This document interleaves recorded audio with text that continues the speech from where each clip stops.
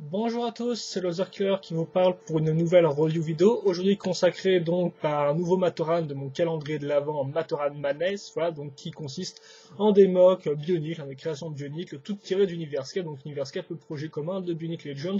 Et donc je vous redirige vers le forum pour aller voir de quoi il s'agit, aussi pour avoir des fois plus d'informations sur les Matoran que je review, vu que aussi je poste là-bas chaque jour, et donc j'ajoute un peu de storyline, voilà. Donc aujourd'hui on va faire un Matoran qui est une base, en fait, qui est l'évolution de la base qu'on a eu avec le second Matoran, donc souvenez-vous de Matoran avec le gros sac à dos.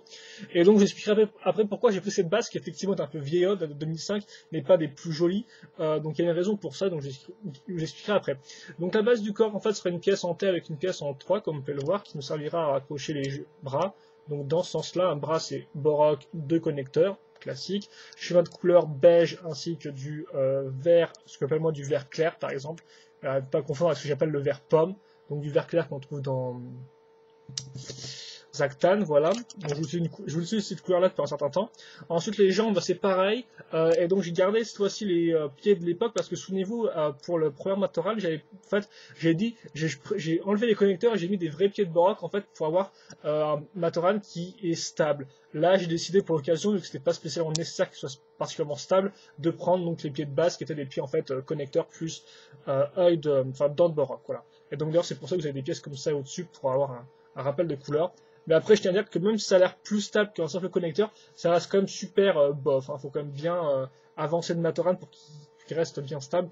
C'est un peu dommage. La tête, une tête de Moltoran, enfin de Matoran recolorant gris clair.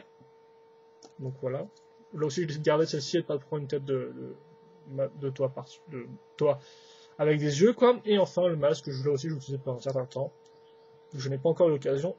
C'est le masque de Nokama en beige. Et donc voilà, vous avez le Matoran qui est fini.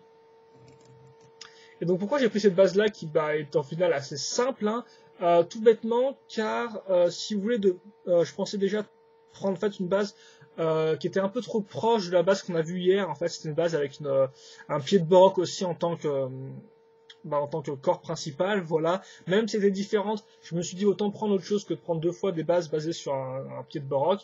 Et en fait la seconde base en fait que je pensais prendre pas de base mais en premier lieu, c'était une base voilà qui utilisait. J'étais pas sûr en fait que les bras puissent vraiment se mettre en avant. Et effectivement, là, j'avais besoin que les bras soient en avant par rapport à l'objet en lui-même. Et donc, j'étais pas trop sûr par rapport à la première base. Donc, c'est pour ça que j'ai pris celle-ci parce qu'elle me semblait la plus correcte. Et au final, elle me semblait pas trop mal. Voilà. Et comme ça, au moins, on aura fait toutes les bases un peu, toutes mes bases, ou du moins primaires de 2005. Et donc lui, en fait, c'est un peu un combo, un mix entre un bûcheron, un ébéniste et un menuisier, en fait, parce que l'objet de base, si vous voulez, eh bien, c'est ça. C'est en fait une table pour découper du bois, pour scier du bois. Et si vous voulez, en fait, le problème, c'est que si je dis que c'est un bûcheron, au final, j'ai pas vraiment besoin de ça, mais j'ai besoin juste d'une hache. Si je dis que c'est un ébéniste, j'ai besoin de faire des outils un peu plus précis, comme par exemple ceux qu'on a vu avec le tailleur de pierre, hein, donc par exemple les outils pour bien tailler le bois. Donc au final, c'est ni l'un ni l'autre, c'est un peu un espèce de mix, si vous voulez, parce que de base, je voulais juste faire cet objet-là, et donc je l'ai fait, et donc l'intérêt de l'objet, donc c'est une table avec des différentes petites techniques. Pour les pieds, j'ai pris ces pièces-là pour avoir des formes plus intéressantes, un peu plus arrondies, hein, que simplement des pièces en L. Là, vous voyez les pieds vraiment ici qui sont bien finalisés. Et surtout, l'intérêt, c'était d'avoir en fait une scie à ce niveau-là qui peut être activée en fait avec des écrous. Donc vous avez qu'à tourner la pièce là, et puis là, ça tourne magnifiquement bien, comme vous pouvez remarquer. Et donc ça, c'était avant tout l'idée, en fait, c'était d'utiliser cette pièce-là pour faire une table avec une scie, en fait, complètement. Alors je sais qu'il existe une vraie pièce de scie circulaire, sauf qu'elle est quand même assez grosse et que je ne l'ai pas aussi, que de base j'ai vraiment l'idée de prendre cette pièce-là pour faire ma scie. Et donc vous noterez en fait que l'idée c'est qu'en fait si vous voulez, il peut tourner en fait la pièce comme ça, il faut l'être en fait aussi, il peut tourner la pièce et donc ça active le moteur qui est là, voilà. Donc si vous voulez, c'est un peu comme une dynamo, il tourne un peu la pièce, voilà, puis après il active la machine, la machine se met en route toute seule, et donc après la scie peut tourner elle-même toute seule, voilà quoi. Et donc c'est pour ça que j'ai fait le moteur à ce niveau-là. Donc comme vous pouvez le voir, c'est une pièce technique un peu spéciale. Donc là, j'ai fait exprès de mettre cette pièce-là pour faire une espèce de petit cal en fait, pour faire un peu la sûreté. Donc vous êtes censé l'enlever si vous voulez enlever le moteur après, comme ça. Donc voilà, qui est en fait cette pièce-là où normalement il y a des pistons techniques qui passent. Moi, je vais profiter pour mettre d'ailleurs une petite pièce comme ça fait une pièce, on peut jouer sur la transparence. Bon, de base, j'aurais pu mettre une pièce bien rouge pour bien qu'on la voit à travers, mais au final, bon, hein, c'est quand même des écrous, des machines, donc autant laisser une pièce argentée, voilà, vous avez la fermeture de ce côté-là. Et donc comme ça, on a vraiment l'impression qu'en fait, bah, cette partie-là est très proche du moteur et donc est activée depuis le moteur. Et donc voilà pour cette pièce-là, hein, donc il n'y a pas grand-chose à plus, ça peut tourner. Vous allez mettre votre motorrad ici, et donc vous avez une première bûche qui est comme ça. Voilà, donc c'est une pièce technique de base, on va la faire comme ça, pour changer un peu. Et au final, vous avez aussi deux objets, donc une petite hache, qui est en fait un outil qu'on trouve directement fait dans les Playset 2006. Donc je me suis dit pourquoi pas. Donc ça, c'est s'il a besoin de couper des petites choses avec pas beaucoup de force, quoi. Et j'ai un peu poussé le truc, effectivement. Donc j'ai déjà fait une seconde bûche, car je sais pas trop à quelle prendre. Si je prenais une arrondie avec plusieurs pièces système ou une comme ça, au final, je suis pas spécialement convaincu par celle-ci, je vous avoue. Donc je la laisse en tant qu'objet, en fait, à ce niveau-là. Voilà. Et dernier objet que j'ai fait, c'est incroyable, cette caméra qui ne cadre absolument rien. Le dernier objet que j'ai fait, c'est une hache un peu plus grosse. Donc bon, c'était que de moi, j'aurais pris la hache de les voix, mais bon, autant faire un petit truc un peu plus personnalisé. C'est vrai que de base, je pensais prendre la pièce d'anthrouse, mais la pièce d'anthrouse est quand même assez compliquée, quoi, hein, un peu plus complexe. Donc autant prendre quelque chose d'assez simple qui va droit au but. Et donc là, elle est comme ça. Donc vous pouvez, en fait, si vous voulez la mettre dans le personnage, enfin dans le personnage, sur le personnage.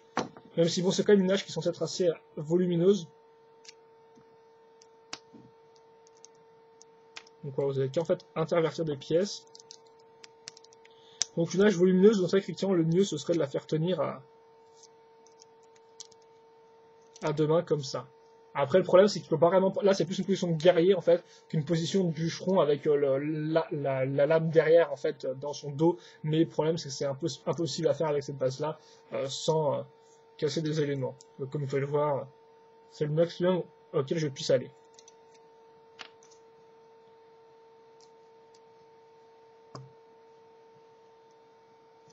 Donc voilà, donc comme ça au moins il y a plusieurs outils, même si au final, pour moi, j'aurais juste fait le Matoran, sa bûche et sa table et tout. Mais bon, autant faire des petits détails et tout comme ça vous fait un peu plus à voir dans la vidéo. Donc voilà, donc attendez que je remette ça en place. Et puis je pense que ce sera tout pour ce Matoran là.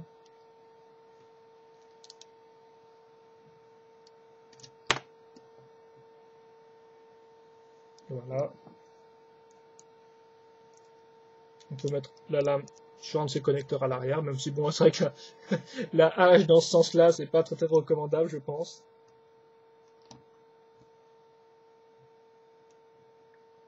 Et on peut le faire, voilà, faire suivre la bûche avec ses mains, même si bon, au final, c'est vrai que je disais, il me faut des mains des bras qui soient bien devant, mais au final, c'est pas non plus trop le cas avec lui, mais bon, je pense que ça fera l'affaire quand même. Voilà, comme ça. Et donc je pense que c'est tout pour ce Matoran-là. Voilà, donc si vous avez des questions dans les commentaires, n'hésitez pas à les poster, hein, ça me fait toujours plaisir de les lire et d'y répondre, bien évidemment. Et puis je pense que c'est tout, donc passez une bonne soirée ou une bonne journée, une bonne après-midi, une bonne ce que vous voulez, hein, les week-ends, donc profitez-en. Et puis portez-vous bien et nous on se retrouve pour une prochaine vidéo review. Allez, à la prochaine.